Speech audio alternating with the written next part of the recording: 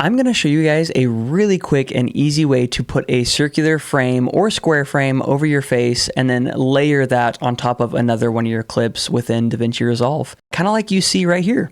First thing we need to do is we need to make sure our clips are lined up like you see here, one on top, one on bottom.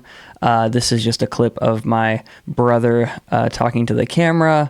And then here we have a clip from my lens review a little while back. So make sure those are stacked like you see there. Next, we're going to go to our effects button that you see right here. I'm going to click that. Pull up all of our effects. We want to make sure that toolbox is highlighted right here. If you're not there and you're in open effects, make sure you're on toolbox. Next, you're going to be searching DVE. Honestly, I have no idea why the effect is called DVE, but we're going to go ahead and use this effect.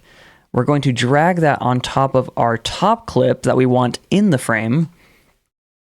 And as you can see, it is already pretty much like 90% there. We have a frame, we have this nice drop shadow on top of our other clip. It is in this gray color, but we can change some of that on this right side here. So right where it says DVE and we're in just our effects on the right side, we have a bunch of controls here. If we kind of mess with this first part, this position, that messes with the entire frame, which is pretty handy. I'm going to move it over to this side here. And then right here, we have this Z position slider. This actually just controls the general size of the whole thing. So you can make that bigger, smaller. I'm going to go about here for now. If you want to change the size of the actual video itself within the frame, you want to go back over to where it says video. Instead of the effects page, we'll go to video. If this clip is highlighted, and then controlling the zoom here will actually control what's inside the frame itself.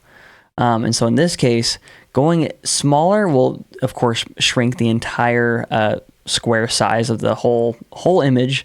But going bigger, you'll actually notice it just crops it on the side for you and stays within the frame. So we're going to go ahead and zoom that in just a little bit more. I'm going to move my position down a little bit right here. Again, I'm just controlling this on the right side, moving that a little bit so he's more centered. And then I'm going to be going back over to my effects to control the frame itself. So what you want to do, you want to scroll down to where you see border right here. These are our border controls. What we're going to do is we're going to go to color and click that. Here you can change this gray into whatever you want. I'm just going to show a pure white color here and change that. Now, if you don't want a rectangle, that's totally fine. You can change that by using the width and the height sliders here. I believe the width one, if I slide this way, we can make it more of a square shape. And we can also use the height to change that as well. Just if you want to make like a different size square, for example. Oh, and then that's right, the radius, just by sliding that all the way to the right, you'll basically make a circle. What I'm going to do here is I'm going to make the width about here. That way we're looking more like a perfect circle. And there we go. And then if we adjust the radius from here, again, you can play with this however you'd like to make that circle shape.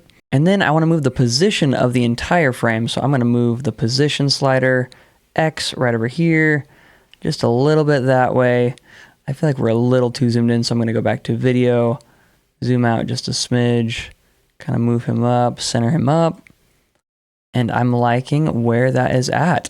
Honestly, it's a great frame right now, but the drop shadow is a little harsh for me. And you can change all this as well. So you go to the drop shadow tab, go down to there, shadow strength. I'm going to make that like more, but I want the distance to be less. I'm always a sucker for just like less drop shadow distance and things like that. And there we go. I'm liking, I think, where we're ending on that. Maybe I'll adjust I might make the circle a little bit cleaner.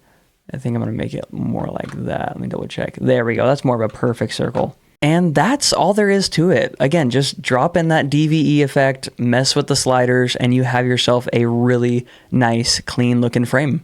I know I showed a method earlier on this channel. You can check that out if you want. It's another method to get that circular crop around your face, but this way seems to be just the easiest in my opinion. Thank you guys so much for watching. If you want to see more content like this, just leave a comment down below on what you'd like to see next, and I will see you on the next one.